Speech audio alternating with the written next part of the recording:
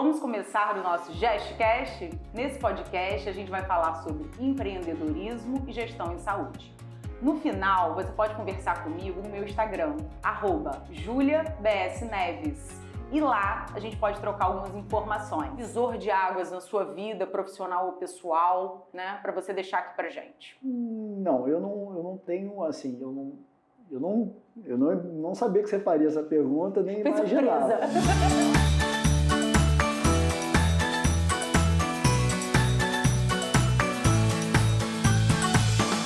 Hoje é o nosso primeiro episódio e eu tô com um convidado muito especial aqui comigo, que é o Dr. Diogo Neves, mais conhecido como meu marido.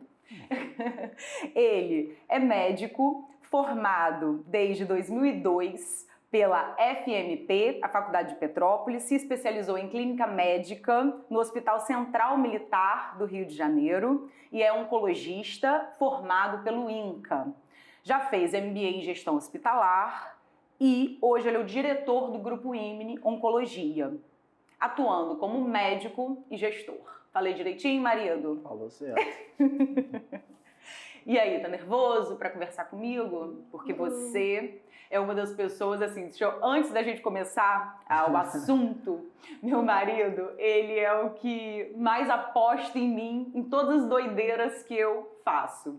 Ele tá sempre do meu lado e ele sempre acredita em todos os meus projetos. Por isso que não podia, diferente de ninguém, ser ele para entrar nesse primeiro projeto comigo. Não é? Vou colocar meu ponto de vista aqui nas questões que você levantar, né, do que eu puder esclarecer. Eu vou dar mais a minha opinião pessoal, deixar claro, né, que eu não falo por nenhuma instituição, mas falo por mim aqui, minhas opiniões. E é muito, assim, por quê, né, apesar de ser o meu marido, mas o porquê dele ser o primeiro convidado? Porque é exatamente isso. Como eu, né, ele também é um profissional em saúde, né, marido? E isso. A gente enfrenta realmente as dificuldades de sermos líderes, gestores, tendo uma profissão de base que é a profissão de saúde, né? E a primeira pergunta, né, pegando esse tema que eu queria fazer com você é: como conciliar, né, essa carreira? Hoje você é assim, diferente de mim. Conciliar a carreira de gestor e de médico. Porque você é um médico muito atuante, né? Eu acho que isso te move. Você ama ser médico, oncologista, atender seus pacientes. Mas, ao mesmo tempo, você junta com uma carreira muito atribulada de gestor, né? Porque você faz uma gestão grande, né? Num complexo hospitalar grande. Para falar disso, eu tenho que fazer uma retrospectiva da minha vida, né, de como eu cheguei até aonde eu cheguei como médico, como gestor. Deixar claro que sempre na minha vida as coisas foram acontecendo de uma forma natural. Eu nunca premeditei muito em relação à profissão. Apesar do meu pai ser médico e ter hospital, eu nunca enxerguei meu pai muito como uma figura de médico, aquela figura que me fizesse interessar pela medicina, mas assim, foi uma coisa que foi acontecendo. Eu sempre fui um aluno disciplinado, era muito bagunceiro, mas tinha meus horários, sabia. Sentava lá no fundão? Sentava no fundão, fazia bagunça e assim, era engraçado que no final do ano os colegas que ficavam no fundão lá junto comigo, com você, todo mundo ficava de recuperação e eu ia para casa, aí todo mundo ficava danado comigo. Mas eu tinha essa disciplina de estudar, eu era comprometido com os deveres de casa, tinha uma certa facilidade de aprendizado, então, e também tem a questão da competitividade. Eu acho que a escola em que eu passei a maior parte da minha juventude, ela estimulava muito também essa questão da competitividade,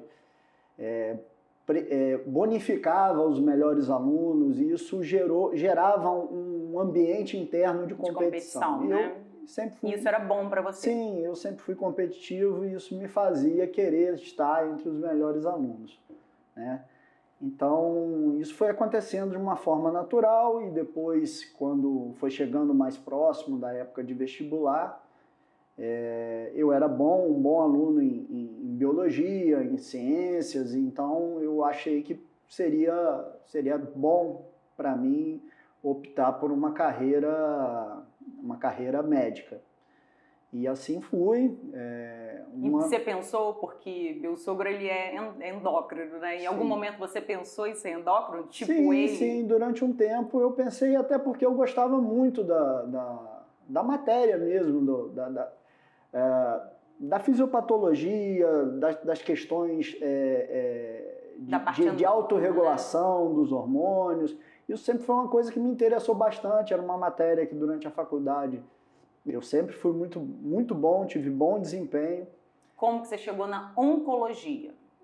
Aí já ia um caminho mais longo, né? Eu fui fazendo a faculdade de medicina e quando eu saí da faculdade de medicina, eu percebi que eu tinha uma coisa que eu não queria, que era cirurgia. Eu achava que eu não tinha aptidão para fazer cirurgia.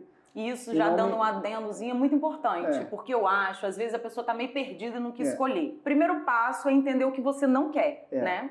Então, eu já descartei a possibilidade de me tornar um cirurgião. Eu falei, não, eu vou fazer clínica.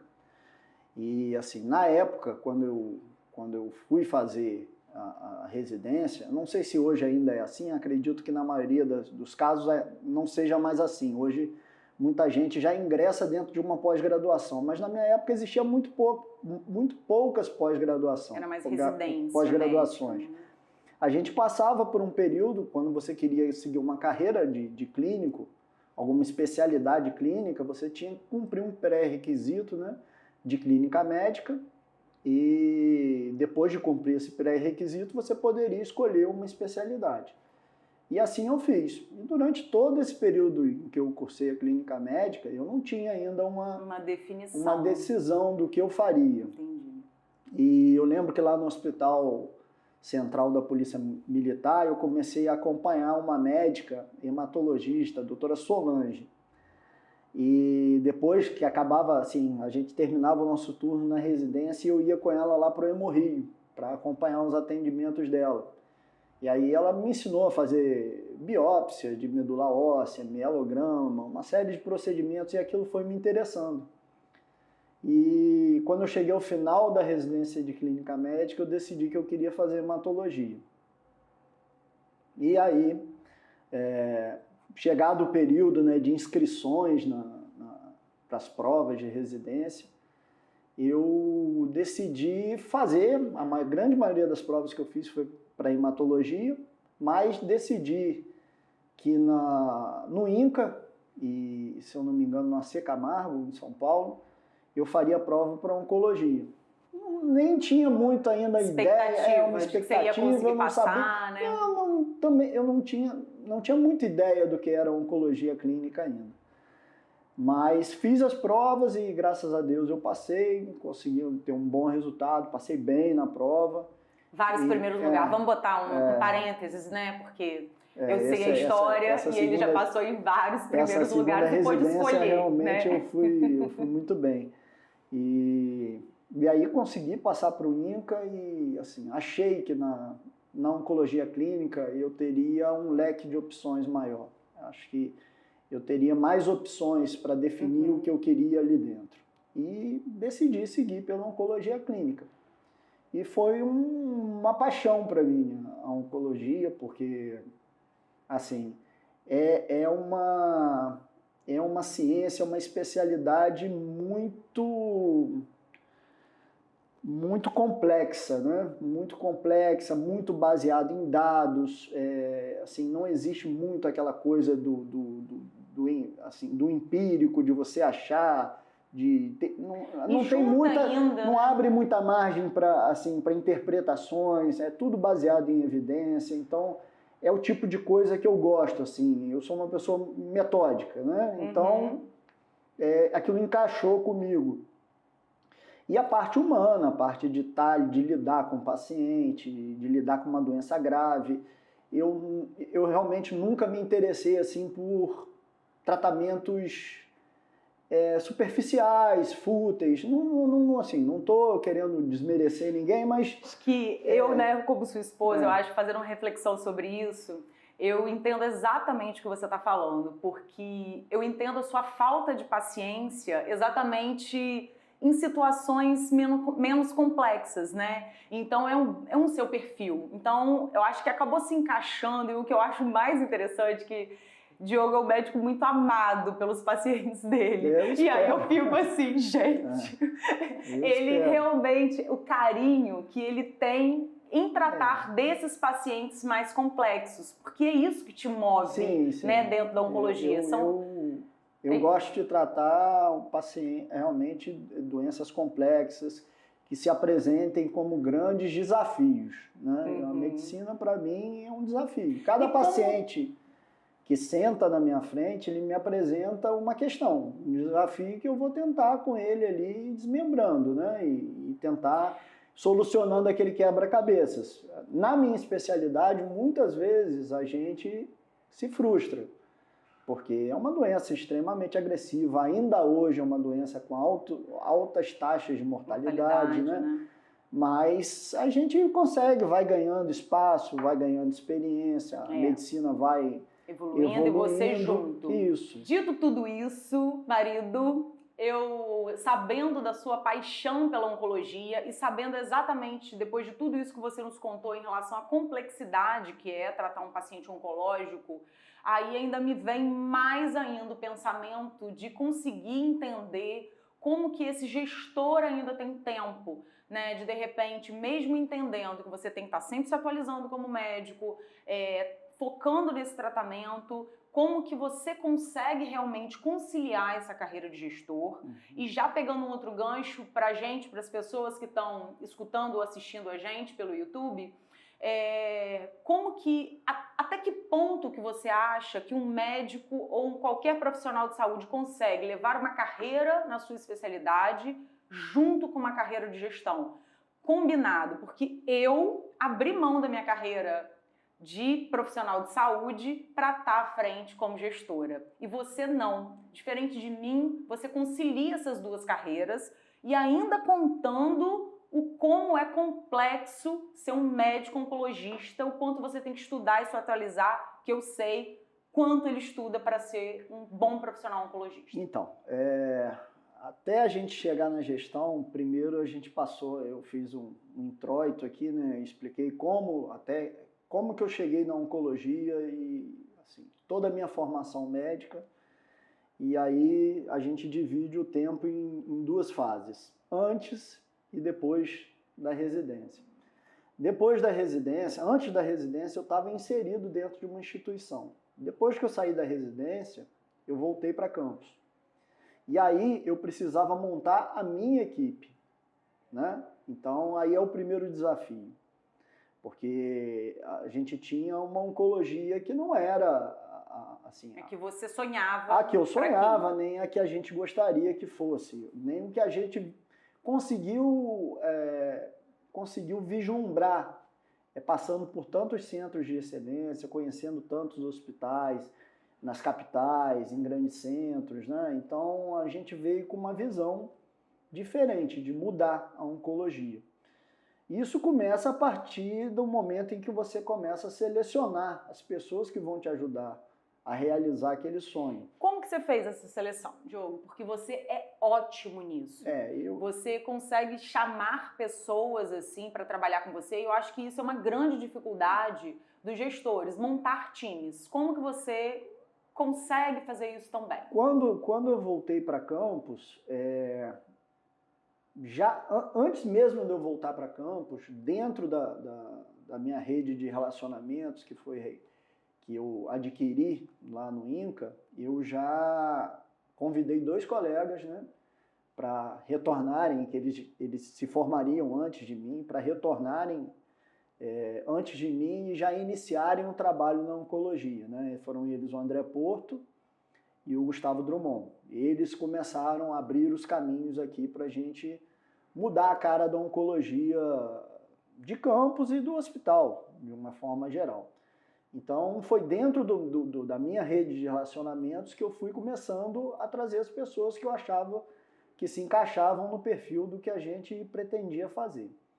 Quando eu pessoalmente cheguei em Campos, eu encontrei um hospital que era assim, já era na época o hospital mais conceituado de Campos, mas que ainda estava ainda estava patinando em certos aspectos, principalmente em relação à tecnologia, né? A gente tinha um parque radiológico muito defasado na época. Eu lembro que quando eu vim para Campos, a gente ainda imprimia os exames de raio-x, de tomografia naquele papel filme, né? Os laudos, os médicos davam laudo num papelzinho para o digitador. Quer dizer, era uma coisa muito rudimentar, né? E aí a gente foi tentando, dentro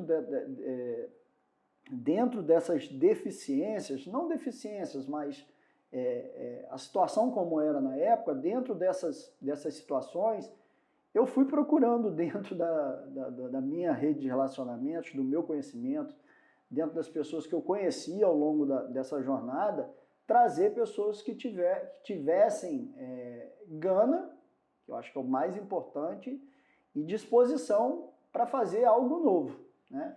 Aconteceu então, quando isso. você vai buscar um time, por exemplo, quando você está... A gente, por exemplo, né, tanto eu como você, que somos profissionais de saúde, a gente está sempre montando times, né? Porque nenhum negócio, nenhum empreendimento caminha sem um bom time. Sim. A gente é somente um elo dessa corrente. Com certeza. E aí, então, para você, quando você vai escolher pessoas para o seu time, o mais importante para você é gana e conhecimento? Não, o mais importante para mim é capacidade técnica. Capacidade técnica. É assim, só o fato deles estarem num grande centro, num centro de excelência, exercendo medicina de alto padrão, isso... Você já acha que essa pessoa pode estar na sua equipe? Eu acho que essa pessoa pode estar na minha equipe. Eu trabalhei com elas, todas essas pessoas às quais eu estou me referindo, em algum momento trabalharam comigo, em algum momento eu via a dinâmica de trabalho delas e sabia que eram pessoas que corresponderiam às expectativas e que tinham disposição,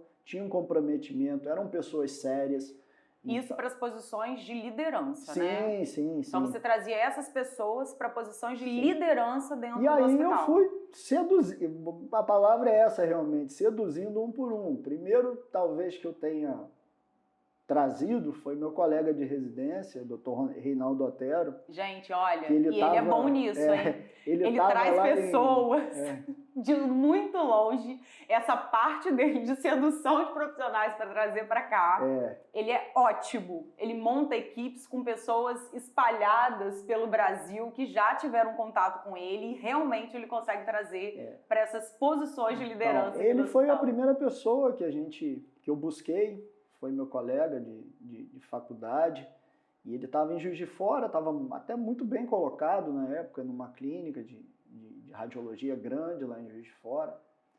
Mas quando a gente traz e tenta convencer, a gente não pode chegar para a pessoa e falar, ó, você vem aqui para ocupar esse espaço. Não é isso, você vem aqui porque... Conta pra gente, seu segredo. Porque disso aqui a gente vai fazer isso aqui. Entendi. Né? A meta não é você tocar um serviço que já existe. A meta é a gente construir, transformar e fazer uma coisa absolutamente nova. Diogo, você falou de uma coisa muito importante para quem está escutando a gente, está montando time.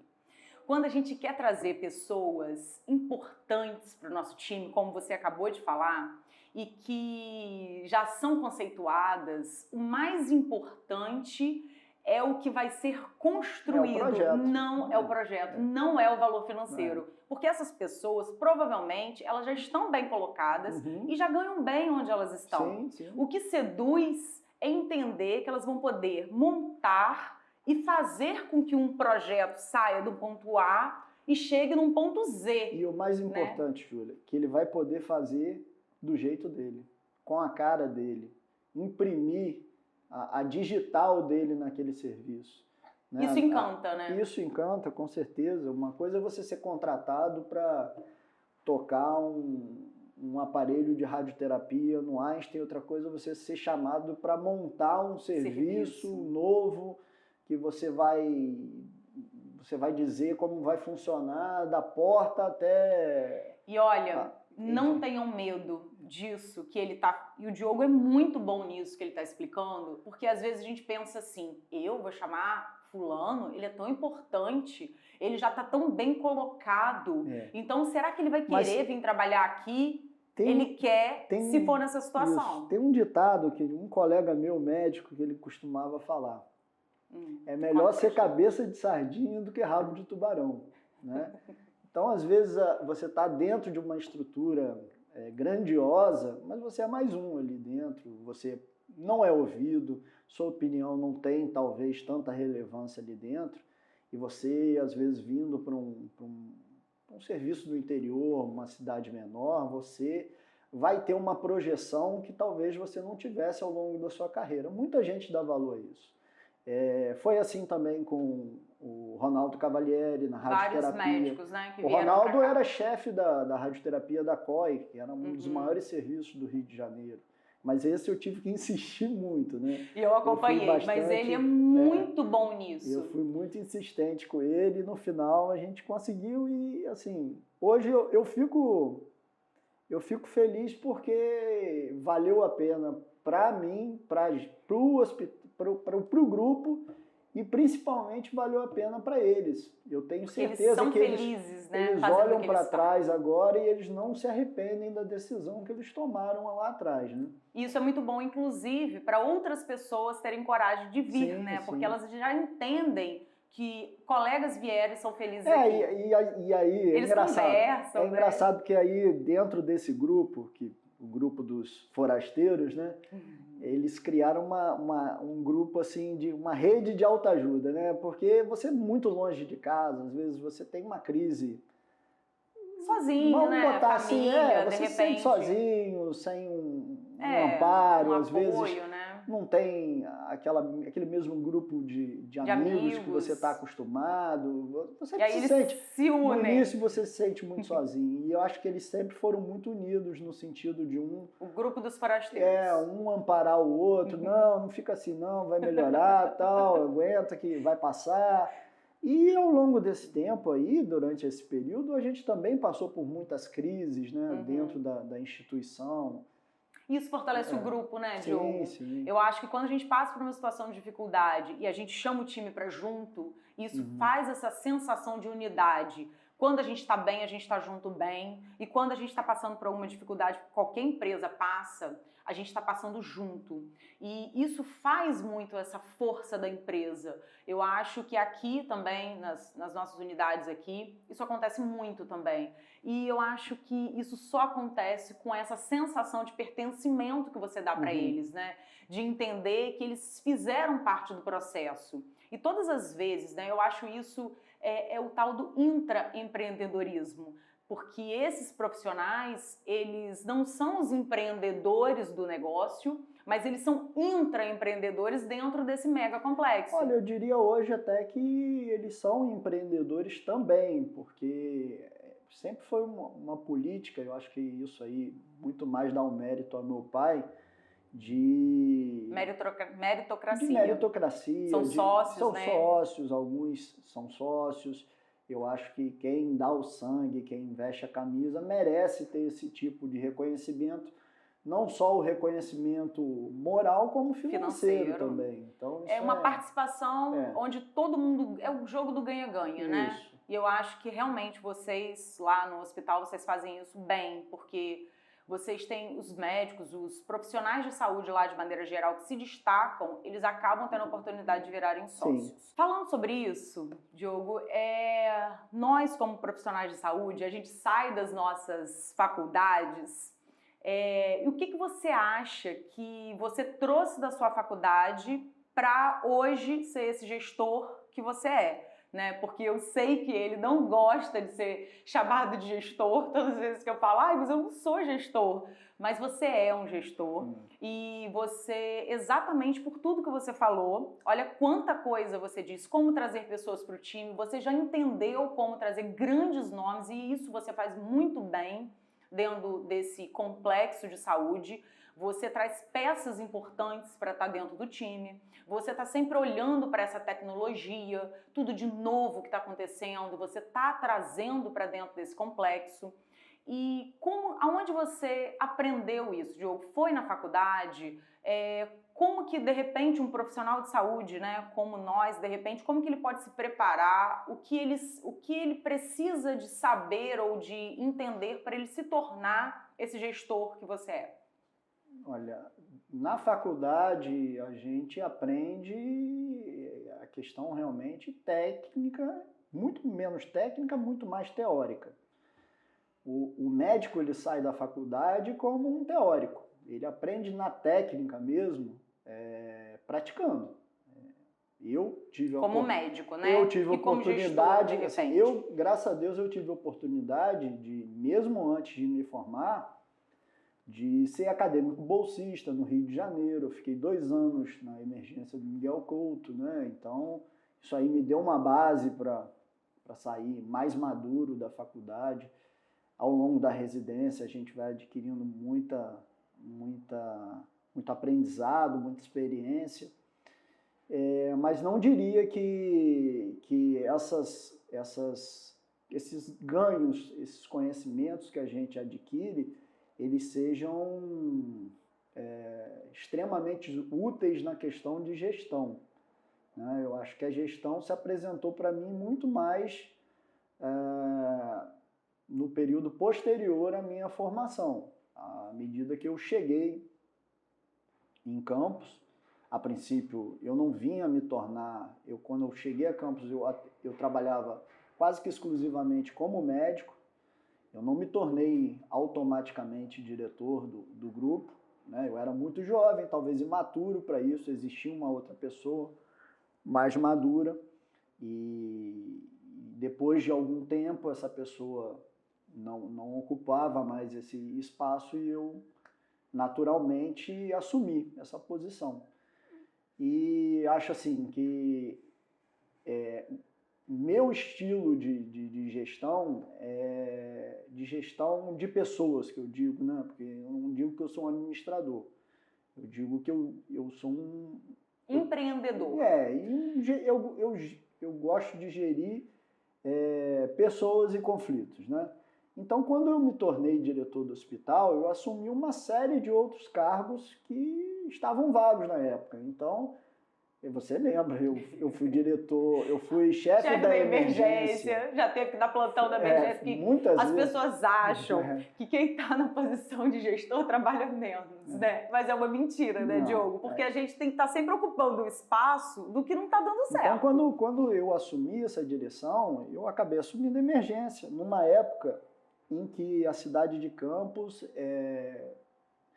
estava abarrotada de royalties, né? Pagava-se um médico aqui em Campos, tinha gente que vinha do Rio, lembro disso. Vinha de outros municípios para trabalhar em Campos, porque era a cidade que pagava melhor. Então, era até difícil para a iniciativa privada concorrer com serviço público, porque, sem colocar nenhum sentido pejorativo nisso, mas o serviço público muitas vezes tinha esquema, a pessoa ia dormir em casa, e no serviço privado não tem isso. Ele vai entrar e vai trabalhar aquela carga horária que está ali. E aí acaba sendo uma concorrência desleal. Desleal, né? Com certeza. Eu acho que hoje em dia isso até melhorou, mas durante um tempo isso foi cultural aqui. E difícil para você conseguir montar esse time. Isso, né? Até para mim era muito estranho na época que eu voltei, porque como eu não estudei em Campos, eu não sabia. Mas tinha médico que deixava carimbo com acadêmico no Ferreira Machado, tinha coisas mais absurdas no mundo. Então, isso estimulava o médico a não querer pegar um plantão num hospital particular onde ele fosse cobrado também. Não só que ele tivesse que ficar, mas que ele fosse cobrado. E querendo ou não, e é uma verdade, tem médico que, por ser mal formado, ele prefere estar num lugar sem recurso do que estar num lugar onde tenha todos os recursos. Porque num lugar onde você tem todos os recursos, você tem a obrigação de fazer o melhor uso possível, de dar o melhor atendimento possível. Você não tem desculpa. Agora, se você está num lugar precário, você não tem soro, você não tem injeção, você não tem nada... Você encaixa o pé e manda embora. O que você fizer tá bom ali o que você fizer tá bom. Então, essa é uma questão. É verdade. Mas, voltando, e quando a gente assumiu a emergência, muitas vezes eu tive que dar plantão na emergência, E como médico da oncologia, passava visita também, final de semana passava visita, fazia rodízio com os outros colegas. Então eu acho que o meu estilo de gestão é o estilo da liderança pelo exemplo. Eu nunca vou pedir a alguém que faça uma coisa que eu não sou capaz de fazer. Eu não vou chegar para você e falar, você vai fazer isso, mas você já fez? Eu já fiz. Diogo, você já foi para emergência? Eu já fui para emergência. Eu acho isso que você já deu plantão sozinho na emergência? Já dei plantão sozinho na emergência. Eu já fiz tudo isso. Então, se eu tô te pedindo, é possível, eu já fiz, eu sei que é possível. Entendeu? Então, assim, a pessoa se sente até mal de falar que não pode. Dentro do meu grupo, é uma coisa que, dentro do grupo, principalmente da oncologia, é muito difícil a gente ouvir alguém falando, não dá, não posso, não consigo. Porque, assim... A sua liderança acaba mostrando... Não só eu, como o próprio André Porto também, que é uma pessoa... O outro líder, né? O outro gestor, que me ajuda muito, que é meu braço direito, meu grande amigo dentro da instituição. Grupo, né? E todos nós sempre... Tivemos São gestores de fazer, sim, né? tivemos esse tipo de atitude, de fazer, de não pedir, assim, então, aquele que não está disposto, ele pede para sair. É verdade. E isso é uma característica que se assemelha muito também ao que eu penso e como eu sou. E tem o Beto Sicupira, né, que é um dos empreendedores, grandes empreendedores do Brasil, que ele pensa exatamente assim, e eu estava escutando exatamente isso. Saindo totalmente dessa situação de gestão em saúde para pensar em empreendedorismo, ele, quando um chão de fábrica, alguma coisa não vai funcionar, é lá que ele está.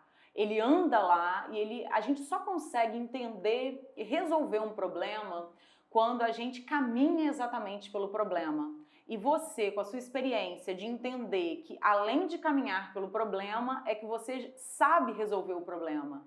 Isso mostra liderança, né? Porque não é uma liderança falada, é uma liderança pelo exemplo. E isso realmente move pessoas, né? Então, sim, é todo um conjunto de entender por que você é um grande gestor e por que você consegue trazer pessoas tão competentes para o seu time e fazer esse time caminhar bem. Assim, a pessoa não precisa... óbvio que existem, todas as pessoas são diferentes, a gente não pode tratar de forma igual pessoas diferentes, né? Óbvio que alguns são mais talentosos, alguns têm mais habilidades, mas o esforço, a disposição, a solicitude, isso é essencial, isso aí é fundamental. Quem não tem isso, dificilmente vai trabalhar com a gente. Entendi. Então, agora, eu acho que as pessoas que estão nos escutando, nos vendo, sabem que a gente é marido e mulher. E não sei se todos sabem, né? Diogo é o meu sócio aqui nas unidades. Sócio investidor. É exatamente isso que eu queria falar. Porque às vezes as pessoas podem se perguntar muito como que um marido e uma mulher caminham bem como sócios de uma empresa, né? Não é uma tarefa fácil, mas para a gente acaba sendo bem tranquilo exatamente por isso. Aqui as coisas ficam muito bem resolvidas porque Diogo é um sócio investidor e eu sou realmente a gestora das nossas unidades. Mas eu queria dizer que dentro da nossa parceria, né, além de empresarial, da nossa parceria de vida, eu acho que o que mais é importante na nossa relação é o quanto um acredita, né, no outro. O quanto o Diogo acredita no meu potencial e ele é sócio investidor de qualquer coisa que eu vá abrir. É muito engraçado, porque se eu falar assim, Diogo, tô pensando e vamos abrir sei lá o quê, ele é o que vai primeiro me apoiar nessa situação. Vamos embora. Tipo, ele nem me pergunta quanto que é que vai ter que investir, porque ele acredita muito na minha capacidade, no meu potencial. E eu acho que isso é uma parceria, assim, né, de vida. Como eu também, qualquer novo projeto e qualquer pessoa, às vezes, quando ele sai para falar, eu vou tentar trazer sei lá quem para o grupo, eu não tenho dúvida que realmente ele vai conseguir, porque ele tem muito esse talento. É sempre um teste, assim, né? Eu sou uma pessoa que eu não gosto de ser... Eu não gosto de ser aquele cara que vai jogar um copo de água fria em cima da ideia do outro. Então você me testa, marido? Não, sim, óbvio, até porque se você não tivesse sucesso no seu empreendimento, você não estaria com a segunda clínica, a gente não teria nem condições, né, de dar o segundo passo. Então, assim, eu acho que é muito, muito ruim você ter um sonho frustrado no ninho, né? No nascedouro. Eu acho que a pessoa motivada, uma pessoa com sonhos, uma pessoa que consegue ter uma visão além da sua, é importante que você apoie e deixe essa pessoa caminhar e chegar até onde que ela possa chegar, nem que seja a um ponto em que ela fale, poxa, me enganei, não era isso e deixa para lá. Ou então seguir em frente, né? Mas não tentar, eu acho que não tentar é ruim para quem tem o desejo, e não apoiar é tão ruim quanto quando você está falando de uma pessoa que você quer bem. Tem um sonho, né? Não, de uma pessoa que você quer bem, uma pessoa que você quer ver bem emocionalmente, né? Uma pessoa que você quer ver feliz. Assim, não é podando as asas do outro que você vai melhorar o relacionamento, né? Então, isso e é exatamente isso. E eu acho que fica muito claro, né? Por que tinha que ser o meu marido o meu primeiro convidado desse novo projeto.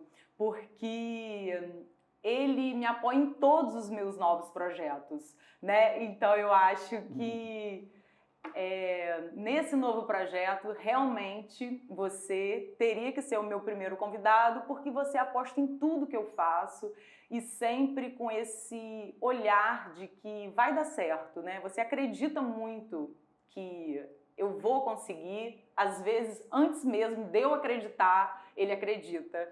Ele já vê aquilo lá na frente dando certo, ou quando ele acha que não, ele me pergunta, mas o que você está vendo? Aonde você está se olhando chegar? A gente sempre faz essa reflexão juntos, né? Quando eu estou caminhando no novo projeto, ou quando ele está caminhando no novo projeto, né?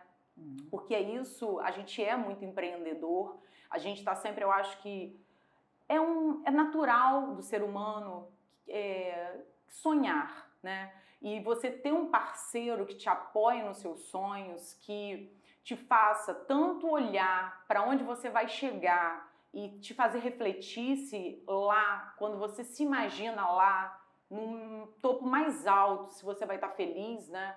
Eu acho que a gente sempre faz muito essa reflexão como casal. A gente sonha, mas a gente olha lá na frente, quando tudo vai dar certo, a gente vai estar feliz, é lá que a gente quer estar, a gente vai estar junto, a nossa família vai estar bem, porque esse é um pilar do nosso casamento, né? É um valor pra gente, é a família, é a gente saber que, independente de onde a gente vai chegar como empreendedores, porque a gente tem muita vontade, muita garra de crescer, é a gente entender que a gente não fere nenhum princípio. E eu acho que é por isso que a gente tem sucesso, porque a gente não passa por cima de nenhum princípio importante pra gente, nenhum valor, né?